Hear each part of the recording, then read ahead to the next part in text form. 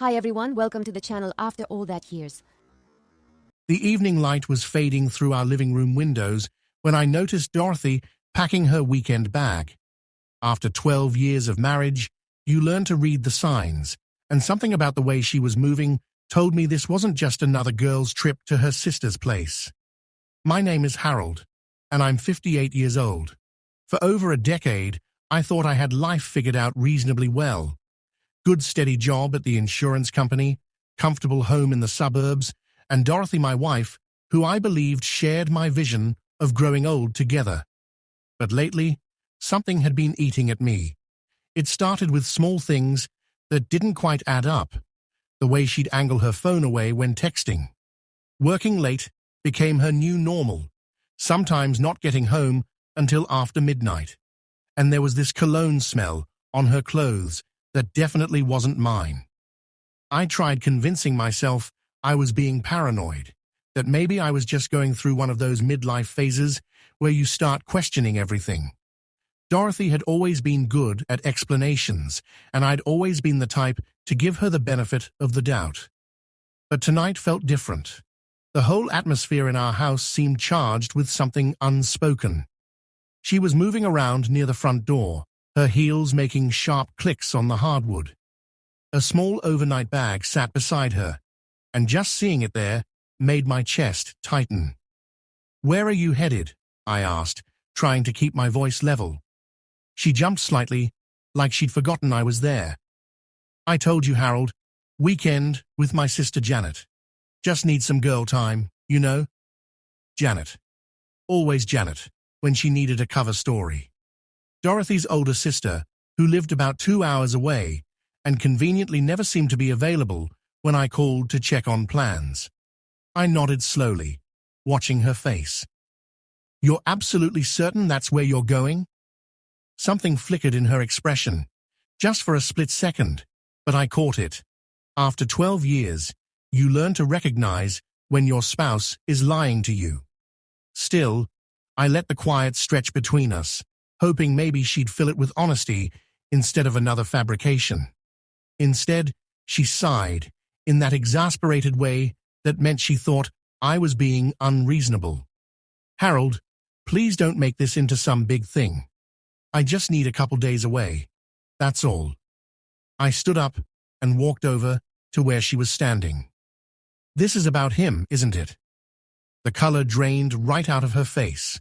She opened her mouth, but nothing came out, which told me everything I needed to know. "Who is he, Dorothy?" I pressed. "And please don't insult my intelligence with more lies." Her hands were gripping her purse strap so tight her knuckles went white. "It's not what you're thinking," she finally managed to say, her voice barely audible. "Not what I'm thinking." I let out a laugh, but there wasn't any humor in it. "You've been sneaking around for weeks, lying straight to my face, and now you're walking out with a suitcase. What exactly am I supposed to think?" Her jaw set, in that stubborn way I remembered from our early arguments, and for a moment I saw a flash of defiance. "His name is Raymond," she said. "We've been talking, spending time together, and yes, I have feelings for him." The room seemed to tilt. Those words hit me like a physical blow. Raymond. A name I'd never heard before, but one that was now burned into my memory forever. "Feelings for him," I repeated, my voice shaking. "And what about me, Dorothy? What about us? Do 12 years count for nothing?" She couldn't meet my eyes anymore. "I've been unhappy for a long time, Harold. I didn't know how to tell you." "So your solution was to pack a bag and walk out. That's how you planned to tell me." My voice was getting louder now, but I couldn't help it. Finally, she looked up at me, and I could see tears starting to form. "I need to figure out what I want. I need some space." I took a step back, shaking my head. "Space," I muttered. "You want space to figure out what you want? Well, let me make this simple for you." I pointed toward the door, my hand trembling with a mixture of rage and heartbreak. "Go ahead. Leave. But understand this. "The moment you walk out that door, Dorothy, our marriage is finished. Don't come back." Her eyes went wide, like she hadn't expected me to say it so directly. She stood there frozen for what felt like forever, then finally picked up her bag and walked to the door. She paused with her hand on the doorknob, glancing back at me one last time. "I'm sorry, Harold," she said quietly, and then she was gone. The door clicked shut, and the silence that followed felt like it might suffocate me. I stood there staring at the empty space where she'd been standing, trying to process how everything had fallen apart so quickly. But this wasn't the end of the story. Not by a long shot. Because what Dorothy didn't know was that I had my own ways of handling situations like this, and now that she'd crossed that line, it was time for me to take control of what happened next. The moment that door closed behind her, the silence in our house became almost unbearable. For 12 years, I'd built my entire world around Dorothy, trusting her completely, believing in what we had together. Now, it felt like someone had sucked all the oxygen out of the room. I sank back into my recliner, staring blankly at the hallway where she'd stood just moments before. My mind kept circling back to Raymond, this man whose name I'd never heard until tonight, but who was now carved into my thoughts like a scar. How long had he been part of her life? Was this a recent thing, or had it been going on for months? Maybe longer? Each question led to darker possibilities. I needed answers, but I knew Dorothy wasn't going to provide them willingly. After sitting there for I don't know how long, I finally got up and headed to the kitchen, poured myself 3 fingers of whiskey, and took a long pull. The burn felt good, sharp and real, pulling me back to the present moment. I wasn't about to sit here feeling sorry for myself. Not yet, anyway. I grabbed my laptop from the kitchen counter and opened it up. My fingers hovered over the keyboard. I'd never been the type of man to snoop through someone's private business, but tonight was different. Tonight, I didn't have a choice. I logged into our shared phone account and started scrolling through the call and text records. It didn't take me long to spot a pattern. There was one number that kept showing up, especially late at night, and during the hours Dorothy claimed to be working overtime. The name wasn't listed, but the frequency told me everything I needed to know. Late-night conversations that went on for hours, calls during her supposed work emergencies. It was all right there in black and white. My stomach churned as I stared at the evidence, but then something else caught my attention. One of the recent texts included a location, an address that had been shared just last week. My heart started racing as I looked at it. I wasn't naturally a confrontational person. I'd always preferred to avoid drama, to keep things peaceful. But this wasn't something I could just let slide. Raymond wasn't just some abstract concept anymore. He was a real person with a real address, and I needed to see for myself what kind of man he was. Without giving myself time to second-guess the decision, I grabbed my jacket and car keys and headed out. The drive to that address passed in a blur. My hands were gripping the steering wheel so tight they started to cramp, and my mind was racing through every possible scenario. What would I say? What would I do? I didn't have any kind of plan, just this overwhelming need to face the man who'd inserted himself into my marriage. When I arrived, the house was mostly dark, except for one light glowing in what looked like the living room. I parked across the street and sat in my car for a few minutes, trying to steady my nerves. Was this really the right thing to do? Part of me wanted to just turn around and drive home. But another part, the part that was fueled by anger and betrayal, wouldn't let me leave. I got out of the car and walked up to the house. Each step felt heavy, my heart pounding so hard I could hear it in my ears. When I reached the front door, I hesitated. My hand was hovering over the doorbell. This was it.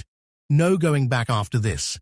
Before I could even press it, the door swung open. A man stood there, maybe mid-40s, with this confident smirk that made my blood boil. He was taller than me, with a neatly trimmed beard and a casual attitude that screamed arrogance. "Raymond," he said, leaning against the doorframe like he owned the world. "Can I help you?" I took a deep breath, forcing myself to stay calm. "Are you Raymond?" He raised an eyebrow, clearly amused. "Depends on who's asking." I clenched my fists. "I'm Harold, Dorothy's husband." For just a moment, surprise crossed his face, but it disappeared almost immediately. He straightened up and crossed his arms over his chest. "Well, this is unexpected," he said. "You could say that," I replied, my tone sharp. "I'm here because I want to understand exactly what kind of man thinks it's acceptable to insert himself into another man's marriage." Raymond actually chuckled, this low, condescending sound that made my skin crawl. "Look, Harold," he said, "I didn't go hunting for Dorothy. She came to me.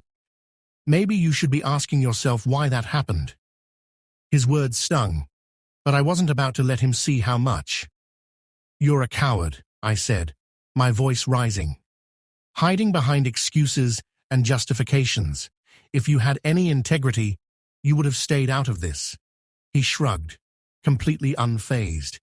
"And if you were handling your responsibilities as a husband, maybe she wouldn't have needed to look elsewhere." I wanted to hit him. Every muscle in my body was screaming for action. But I knew that wasn't the answer. Violence wouldn't solve anything, wouldn't fix what was broken.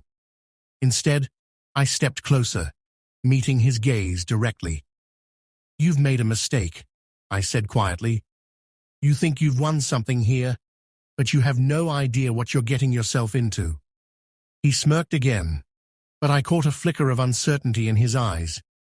"Is that supposed to be a threat?" "No," I replied. "It's just a fact." Without another word, I turned and walked away, my heart pounding as I got back in my car and drove off. I felt this strange sense of clarity as I headed home. This wasn't over, not even close. Raymond might think he had the upper hand, but he didn't know me, and he didn't know what I was capable of when pushed to my limit. I drove home in a daze. Raymond's smug face burned into my memory. His arrogance, that dismissive tone, and worst of all, his attempt to make this somehow my fault. It was infuriating. But underneath my anger was something worse. Doubt. Was there truth in what he'd said? Had I missed something in my marriage that drove Dorothy away? The house felt cold and empty when I walked inside. It was such a stark contrast to the chaos in my head. I poured another whiskey, the sharp burn grounding me as I stared at the empty spot where her overnight bag had been sitting. I couldn't let myself fall apart. Not yet. I grabbed Dorothy's laptop from the counter and powered it on. We'd never really used each other's computers, but tonight was different. If she thought she could hide her secrets, she was underestimating me. As the screen came to life, I started navigating through her email and social media accounts. My pulse was racing with every click. It didn't take long to find what I was looking for. There was a folder in her email labeled Personal, hidden away, like she thought I'd never find it. My hands were shaking as I opened it. Inside were dozens and dozens of messages, all from Raymond. The subject lines alone were enough to make my stomach turn. "Last night was incredible. Can't wait to see you again." And the one that hit me hardest, "When are you telling him?" I opened the emails, reading each one. They were more damning than I could have imagined. Raymond wasn't just some casual fling. He was a calculated choice. A man she'd been seeing for months, behind my back. He knew everything about me. My work schedule, my habits, even little details like how I took my coffee in the morning. It was like he'd studied my life, dissected it to find ways to work around me. But then one email made my blood run cold. The subject line read, "About Harold's account." I opened it with trembling fingers. The message was brief but devastating. "Don't worry, I've taken care of everything.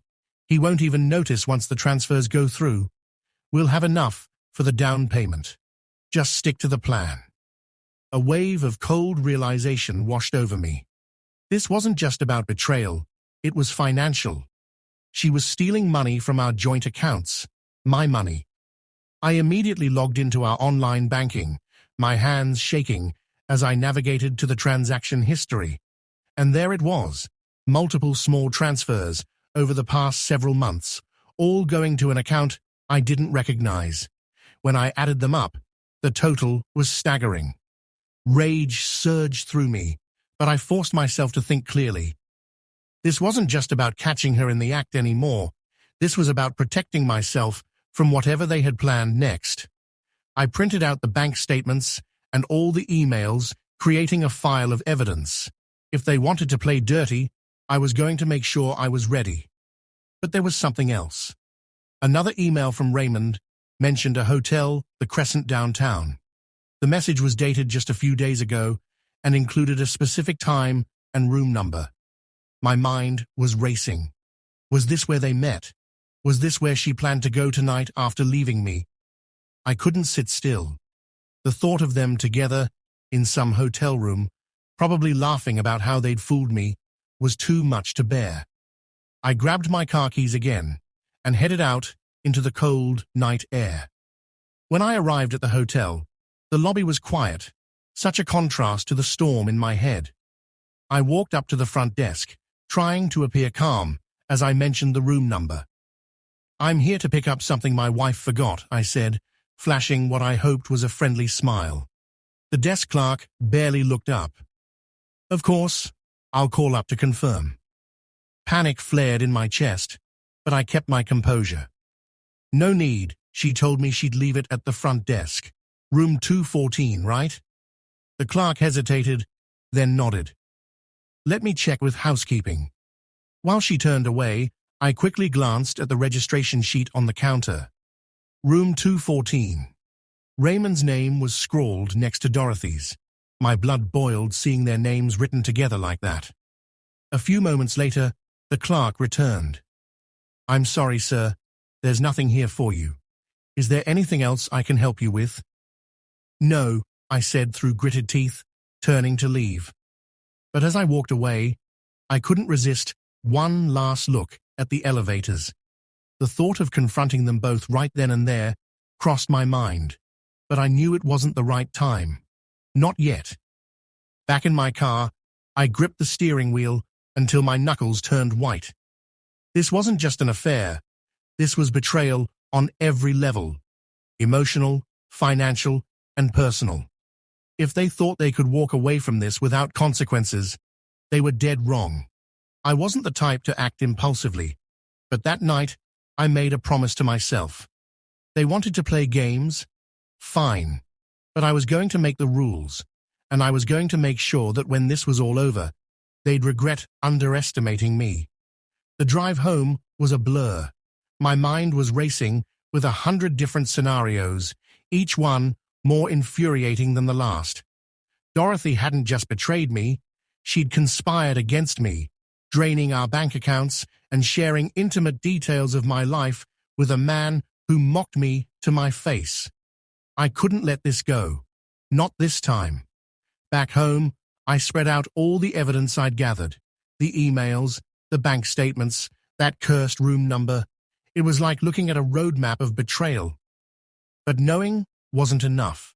I needed a plan, something that would turn the tables and force them both to face the consequences of what they'd done. I picked up my phone and started making calls. The first was to my bank. I froze all our joint accounts immediately, making sure not another penny could be touched. Next, I called my lawyer. I hadn't spoken to Jim in years, but he answered on the second ring despite the late hour. "Harold, it's pretty late. What's going on?" "It's bad, Jim," I said, my voice trembling with exhaustion and anger. "I think Dorothy's been stealing from me. I've got proof, and I need to know what my options are." Jim didn't hesitate. "Come by the office tomorrow morning. Bring everything you've found. We'll sort this out. The final call I made was to a private investigator. If Dorothy and Raymond thought they could hide anything else from me, they were wrong. I wanted to know everything, where they went, who they talked to, what their plans were, everything. By the time I hung up, it was well past midnight. I should have felt some relief, but the weight in my chest hadn't lifted. This wasn't just about revenge, it was about survival. Dorothy had taken everything I'd worked for and thrown it away. If she thought she could just walk away clean, she was in for a rude awakening. As I lay in bed, staring at the ceiling, one thought kept echoing in my mind. This wasn't over. Not by a long shot. The next morning, I met with the private investigator, a no-nonsense woman named Patricia, who had a reputation for uncovering the truth, no matter how ugly it might be. I handed her the emails, bank statements, and everything else I'd found. I want to know everything about them, I said. Where they go, what they do, who they talk to. Leave no stone unturned. Patricia nodded, flipping through the papers. This is a solid start. I'll get to work right away. You'll have updates by the end of the week. Her confidence gave me hope. As I left her office, I felt a small sense of control returning. For the first time in days, I wasn't just reacting, I was taking action. That afternoon, I met with Jim, my lawyer. He went through the bank statements with a practiced eye, his expression growing darker with each page. "This is serious, Harold," he said. "If she's been transferring funds without your consent, we can file for financial misconduct in the divorce proceedings. But you need to be careful. Don't confront her directly until we have everything in place." Divorce. The word hit me like a punch to the gut. Despite everything, part of me still hoped this was all some horrible mistake, that Dorothy would come to her senses. But the rational part of me knew better. She'd made her choice, and now I had to make mine. As I left Jim's office, my phone buzzed with a text from an unknown number, but I knew who it was before I even opened it. "You really shouldn't have come to my house. This isn't going to end well for you." Raymond, his arrogance, knew no bounds. I clenched my jaw, my resolve hardening. He thought he could intimidate me, scare me into submission. But all he'd done was add fuel to the fire. "You're right," I muttered to myself, deleting the message. "This won't end well for you." The next few days were a whirlwind of quiet preparation. Patricia worked fast. By Wednesday, I had my first set of updates. She handed me a folder as we sat across from each other in her small, dimly lit office. "Raymond's not as clean as he wants you to think," Patricia said, pushing her glasses up. "He's got a record small-time fraud, embezzlement, and a lot of debt. My guess is he's using Dorothy as his golden ticket."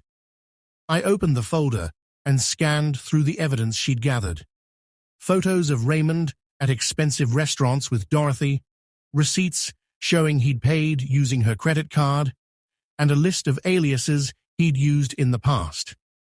Each detail painted a picture of a man who preyed on vulnerability and lived off other people's money. Patricia continued, her voice steady. "He's good at what he does, builds trust, takes what he needs, then moves on. But he's sloppy too. He's made mistakes, and those mistakes could be useful for you."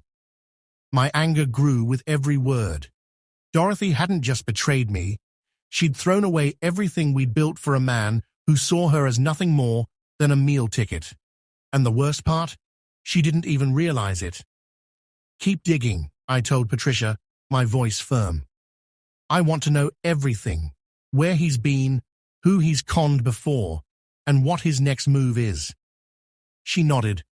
"You'll have it." That night, I sat in the living room staring at Patricia's findings. Raymond wasn't some irresistible man who'd swept Dorothy off her feet. He was a con artist, a parasite, and she was just another mark. But there was something else in the folder that caught my attention. A receipt from a jewelry store. He'd purchased an expensive necklace using Dorothy's money. The date on the receipt matched a night when Dorothy told me she was working late. It wasn't just the betrayal, it was the lies layered on top of lies. She'd looked me in the eye that night, kissed me on the cheek, and told me she loved me, all while Raymond was slipping that necklace around her neck. I crumpled the receipt in my hands, frustration boiling over. But then an idea began forming. Raymond was smart, but he wasn't infallible. If I played this right, I could use his arrogance against him. I grabbed my phone and called Patricia. "I need you to find out one more thing." "What's that?" she asked. "Where Raymond keeps his secrets," I replied. "Everyone like him has a weak spot, and I need to know where to push." The next morning, Patricia called with more information. "You were right. He's got a safe deposit box at a bank downtown. There's no way of knowing exactly what's in it, but based on his history, I'd bet it's where he keeps his insurance documents, valuables, anything he doesn't want anyone else to find." "Can we get access to it?" I asked. Patricia hesitated. "Not legally, no. But if you're thinking about leveraging this, you'll need more than just knowledge. You'll need to catch him in the act." I thanked her and hung up, my mind racing. Raymond had underestimated me, and now I had the upper hand. All I needed was a way to draw him out. Later that day, I got an unexpected call from Dorothy. Her name flashing on my phone sent a jolt through me. For a moment, I considered ignoring it, but curiosity got the better of me. "Harold," she said, her voice soft and hesitant. I think we need to talk." I leaned back in my chair, tightening my grip on the phone. "Talk about what?" She hesitated. "I feel like things got out of hand. Maybe we can figure something out." I almost laughed. The audacity of her calling me after everything she'd done, acting like this was just a misunderstanding, was unbelievable, but I forced myself to stay calm. "Fine," I said. "Come by tomorrow evening. We'll talk." When I hung up, I felt a strange sense of satisfaction. Dorothy's hesitation meant she wasn't as confident in her choices as she wanted to appear. She was cracking, and I intended to exploit every weakness she showed. But I wasn't naive. This wasn't a gesture of reconciliation. Dorothy wasn't coming to fix things. She was coming to test the waters, to see if she could manipulate me back into her corner. And I was more than ready for her. As I prepared for our meeting, I realized everything was starting to fall into place. Dorothy thought she could control the situation. Raymond thought he was untouchable, but they had no idea what I had in store for them. The following evening, Dorothy arrived exactly on time. She'd always been punctual, a trait I once admired, but now it felt calculated. She walked into the house like a stranger, her posture stiff, her eyes darting around the living room as if she expected something to jump out at her. "Harold," she said softly, her voice almost trembling. "Thanks for agreeing to this." I gestured for her to sit on the couch, keeping my expression neutral. "You wanted to talk," I said, sitting across from her. "So talk." She hesitated, her hands twisting the strap of her purse. "I think we rushed into things the other night. I was overwhelmed. I didn't mean for it to come out like that." I leaned back, arms crossed. "You didn't mean to tell me you've been seeing another man for months? That you've been lying to me, stealing from me, and planning to walk away with everything we built together? Which part of that didn't you mean?" Her face flushed, but she quickly composed herself. "It's not that simple, Harold. I wasn't happy. We weren't happy." "Speak for yourself," I said sharply. "I wasn't the one sneaking around, Dorothy. I wasn't the one siphoning money out of our accounts or planning a future with someone else." She flinched but didn't deny it. Instead, she shifted tactics. "Raymond isn't who you think he is," she said. "He understands me in ways you never did." I barked out a laugh, shaking my head.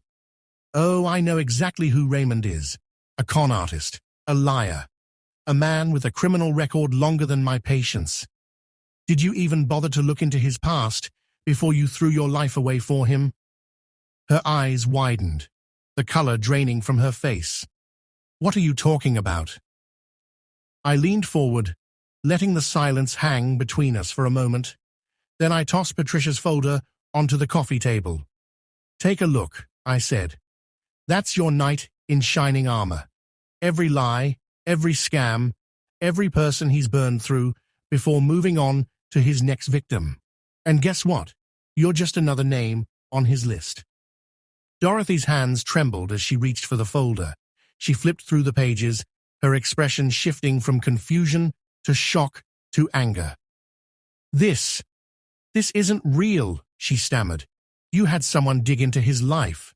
This is insane." "What's insane," I shot back, "is you putting your trust in someone like him and expecting me to just roll over and take it. You thought you were in control, Dorothy, but you were just a pawn in his game." Tears welled up in her eyes, but I wasn't moved. I'd seen this act before, the way she weaponized vulnerability to get what she wanted. Not this time. "You don't understand," she whispered. "I didn't mean for it to go this far. Raymond said he'd take care of everything. He said I could trust him." "And you believed him," I said, my voice ice cold. "Just like I believed you. But trust isn't something you get to break and rebuild whenever it's convenient. It's gone, Dorothy. You made sure of that." She stared at me, tears now falling freely. "What do you want from me, Harold? Do you want me to beg? To apologize? Is that what this is about?" I stood up, looming over her as I pointed to the door. "What I want is for you to leave. You and Raymond deserve each other, and I want no part of whatever disaster comes next. But don't think for a second that this is over. I've frozen the accounts, I've spoken to a lawyer, and I have everything I need to make sure neither of you walks away with a dime of what I earned." Dorothy's mouth opened and closed like she was gasping for air. She was searching for a response, some way to claw back the upper hand, but there was nothing left to say. Finally, she grabbed her purse and stood up, her movements jerky and uncertain. "You'll regret this," she said, her voice trembling with anger. "You think you're so righteous, but you're not perfect either, Harold. You'll see." I didn't respond. I simply opened the door and waited. She stormed out, slamming it behind her. For the first time in weeks, I felt a small weight lift off my shoulders. But I knew this wasn't the end. Dorothy wasn't the type to go quietly, and Raymond would undoubtedly try something once he realized the accounts were frozen. As I sat back down, Patricia's words echoed in my mind. "He's sloppy." Gerald had underestimated me, and so had Dorothy. They thought they could outsmart me, but they had no idea who they were dealing with. Now, it was my turn to act. The next day, I received Patricia's final report. She had uncovered enough evidence to confirm everything I suspected. Raymond wasn't just having an affair with Dorothy, he was using her for financial gain. His past was riddled with financial schemes, unpaid debts, and manipulation. What struck me most was a string of messages between him and another woman, one Dorothy clearly didn't know about. It was the same routine he'd likely used on her: promises, sweet words, and eventually access to money.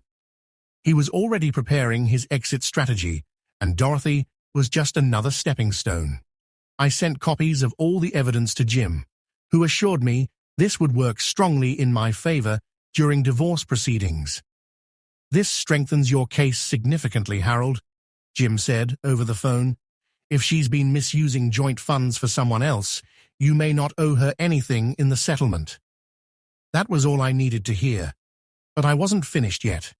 I knew Raymond would eventually take what little money Dorothy had left and disappear. He'd done it before, and he'd do it again. So I decided to make sure she found out the truth before it was too late. That evening, I sent Dorothy an email. No anger, no insults, just the cold, hard truth.